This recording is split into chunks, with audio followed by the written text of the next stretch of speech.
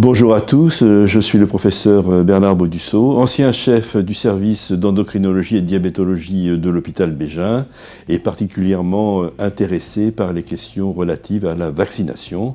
La SFD fera d'ailleurs prochainement un nouveau référentiel quant à la vaccination chez les personnes vivant avec un diabète.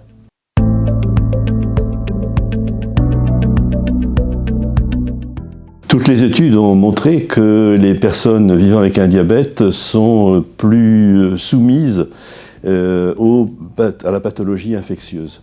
Et ceci entraîne des maladies qui sont plus graves, plus fréquentes, pouvant entraîner des complications très sévères, notamment en cas de grippe ou de Covid, nous y reviendrons.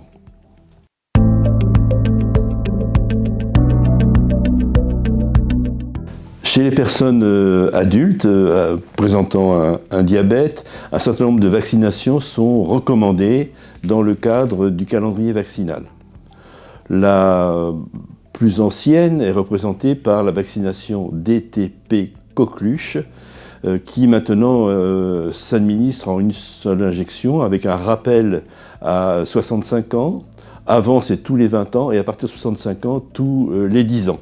Il est important de se faire vacciner avec ce vaccin parce que cela protège, en dehors de la poliomyélite et de la diphtérie, contre le tétanos, notamment en cas de plaie des pieds, et de la coqueluche qui peut entraîner des manifestations sévères chez les personnes âgées et également peuvent contaminer des enfants, des nourrissons et entraîner des formes graves qui peuvent nécessiter une réanimation. Le second vaccin qui est recommandé est celui du pneumocoque et nous avons maintenant un nouveau vaccin qui est très efficace et qui ne nécessite qu'une seule injection. Il est recommandé de le faire à 65 ans. Également un vaccin contre le zona qui est également un nouveau vaccin qui nécessite 2 injections à 2 mois d'intervalle et qui est efficace et entraîne peu d'effets secondaires. Enfin, il est recommandé chez les personnes vivant avec un diabète de se faire vacciner contre l'hépatite B, notamment en cas de prévision pour une dialyse, puisque les complications de cette infection virale sont plus fréquentes et plus graves en cas de diabète.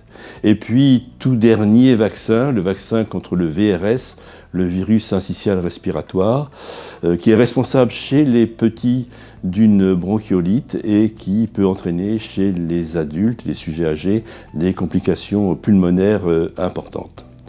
Enfin, j'ai gardé pour la bonne bouche la vaccination contre la grippe et le Covid, vaccination saisonnière qui doivent être réalisées chaque année. Et ceci est très important puisque la grippe peut entraîner chaque année 10 à 15 000 décès, ce qui est 3 fois plus que les accidents de la route. Quant au Covid, chacun sait qu'il a été particulièrement grave chez les personnes vivant avec un diabète, surtout en cas de comorbidité, d'hypertension artérielle ou de surpoids.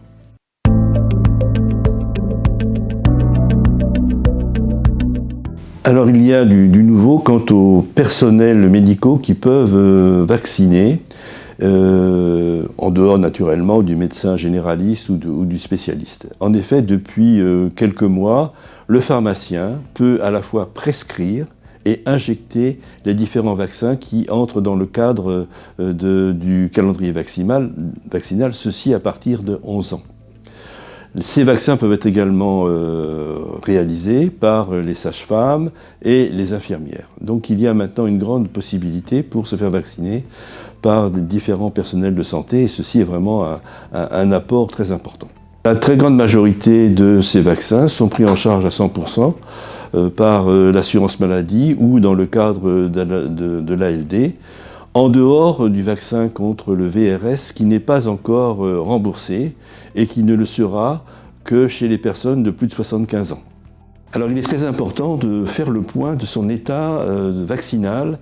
Pour cela, il est très important de disposer d'un carnet de vaccination, papier ou électronique, et d'en parler au moins chaque année avec son médecin généraliste ou son diabétologue pour faire le point de sa vaccination et pour compléter les carences qu'il peut y avoir.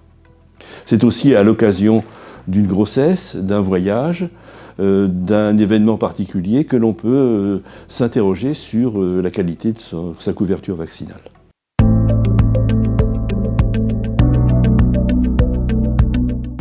Alors, les effets indésirables de la vaccination sont peu importants par rapport aux bénéfices qu'on peut en attendre. Il existe une contre-indication formelle qui est celle des injections de vaccins vivants, c'est-à-dire rubéole, rougeole, oreillon, chez des personnes immunodéprimées. Par ailleurs, il peut y avoir des effets secondaires plus ou moins notables, avec des effets locaux, à type de douleur, de rougeur, un peu de fièvre, mais dans l'ensemble, très peu de choses très sévères. Des contre-indications avec notamment des allergies pour les vaccinations contre le Covid, mais ceci est tout à fait exceptionnel.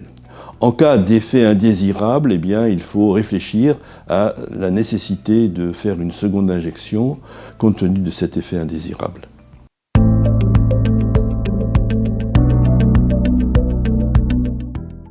Alors en définitive, il faut absolument que les personnes vivant avec un diabète soient à jour de leur vaccination, je pense vous en avoir convaincu. Et à l'occasion de cette nouvelle campagne qui va associer la vaccination contre la grippe et contre la Covid, eh bien il faut absolument se rendre dans les centres de vaccination, voir son pharmacien ou son médecin généraliste. Un point important, c'est de signaler que ces injections de vaccins peuvent se faire dans la même séance, mais à deux endroits différents, une épaule et l'autre, de façon à limiter les déplacements et favoriser l'observance de la vaccination. Je vous remercie.